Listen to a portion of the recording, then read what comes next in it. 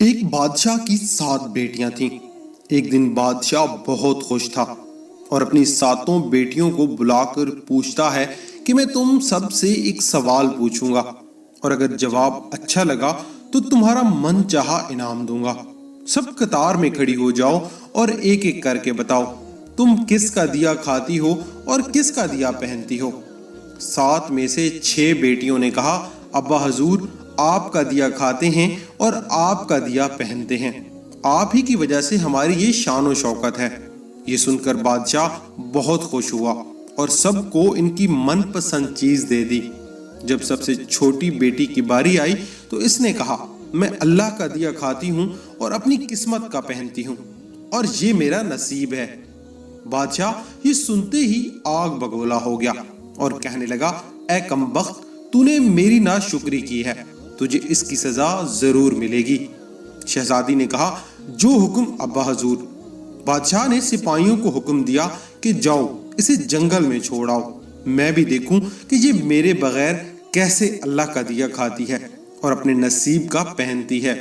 شہزادی سے تمام زیورات واپس لے لیے گئے اور خستہ حال کپڑوں میں بغیر کسی ساز و سامان کے بادشاہ کے حکم کے مطابق جنگل میں تنہا چھوڑ دیا۔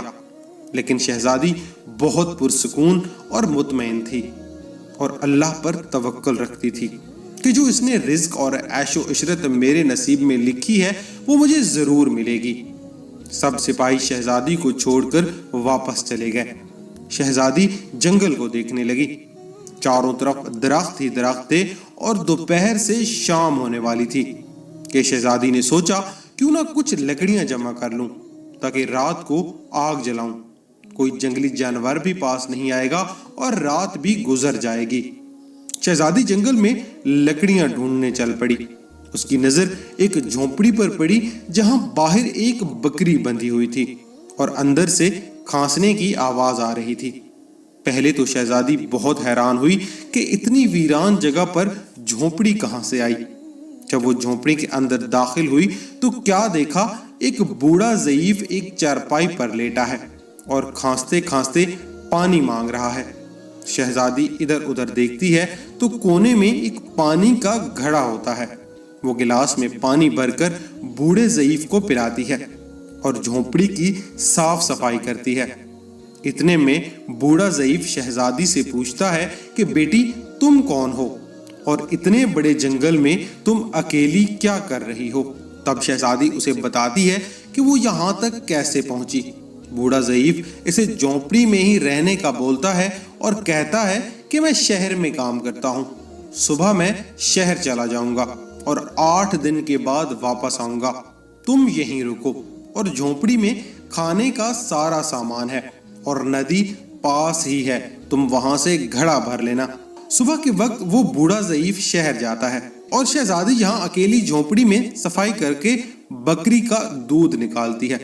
آدھا دودھ اپنے لیے رکھتی ہے اور آدھا باہر ایک کونے میں برتن میں ڈال کر رکھ دیتی ہے کہ رات کو کوئی جانور بھوکا یا پیاسا ہوگا تو پی لے گا، اور خود اندر آ کر سو جاتی ہے۔ صبح سویرے جب شہزادی اٹھتی ہے تو کیا دیکھتی ہے کہ دودھ کا برتن خالی اور پاس ایک لال پڑا ہے جو دیکھنے میں بہت ہی نایاب اور قیمتی معلوم ہوتا ہے، اور پاس ہی سانپ کے نشان بھی نظر آ رہے تھے۔ تب شہزادی کو یاد آتا ہے کہ بچپن میں اس نے سنا تھا کہ جب کوئی نایاب سانپ بہت خوش ہوتا ہے تو ایک ایسا لال اگلتا ہے کہ جس کی قیمت ہیرے جواہرات سے بھی مہنگی ہوتی ہے۔ شہزادی بہت حیران ہوتی ہے اور دل میں سوچتی ہے کہ شاید سانپ بھوکا تھا، اس لیے وہ دودھ پی کر خوشی میں لال چھوڑ گیا۔ پھر وہ لال اٹھا کر اپنے پاس رکھ لیتی ہے اور پھر اگلی رات شہزادی برتن میں دودھ رکھتی ہے اور اگلی صبح جب دیکھتی ہے تو پھر ایک لال ہوتا ہے۔ ایسے ہی کرتے 7 دن گزر جاتے ہیں اور شہزادی کے پاس 7 لال جمع ہو جاتے ہیں، اور اس دن بوڑھا ضعیف بھی آ جاتا ہے۔ تب شہزادی اسے لال دکھاتی ہے اور سارا واقعہ بتاتی ہے اور بوڑھے ضعیف کو 3 لال دیتی ہے اور کہتی ہے کہ شہر جا کر یہ لال بیچ دو اور آتے وقت اپنے ساتھ محل بنانے والے مزدور لے کر آنا۔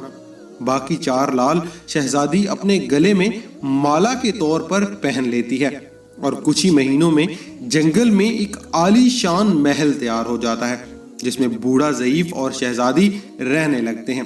ایسا خوبصورت محل جس میں ہر آرائش، نوکر چاکر اور دنیا کی تمام نعمتیں موجود ہوں۔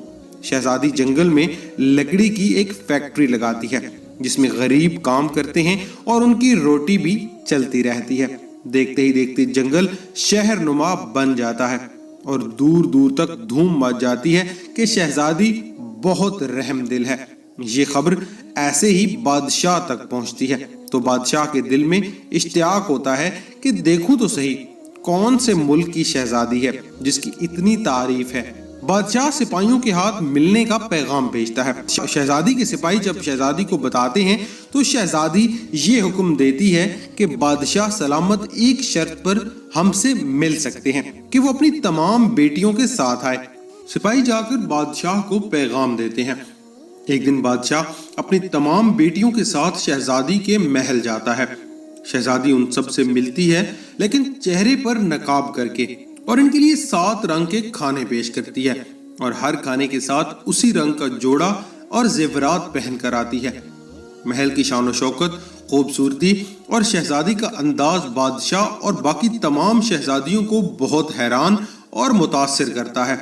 آخر میں بادشاہ شہزادی سے کہہ ہی دیتا ہے کہ تم میری بیٹی کی جگہ ہو اور میں بھی تمہارے کہنے پر اپنی تمام بیٹیوں کے ساتھ آیا ہوں، پھر ہم سے یہ پردہ کس لیے؟ بہت اصرار پر شہزادی کہتی ہے ٹھیک ہے میں تیار ہو کر آتی ہوں۔ سب شہزادیاں آپس میں سرگوشی کرنے لگتی ہیں کہ اتنی تو تیار ہے، اتنے مہنگے زیورات پہنے ہیں اور اب کتنا تیار ہوگی۔ اتنے میں کیا دیکھتے ہیں کہ دور سے ایک خستہ حال کپڑوں میں کوئی آ رہا ہے اور غور کرنے پر بادشاہ کو یاد آتا ہے کہ یہ تو میری بیٹی ہے، یہ ابھی تک زندہ ہے۔ میں تو سوچا کرتا تھا کہ اسے جنگل کے جانور کھا گئے، اور جب میں نے اپنے سپاہیوں کو اس کی خبر لینے بھیجا تھا تب انہوں نے ہی بتایا تھا کہ وہاں شہزادی کا کوئی نام و نشان نہیں، تو یہ کیسے ممکن ہے؟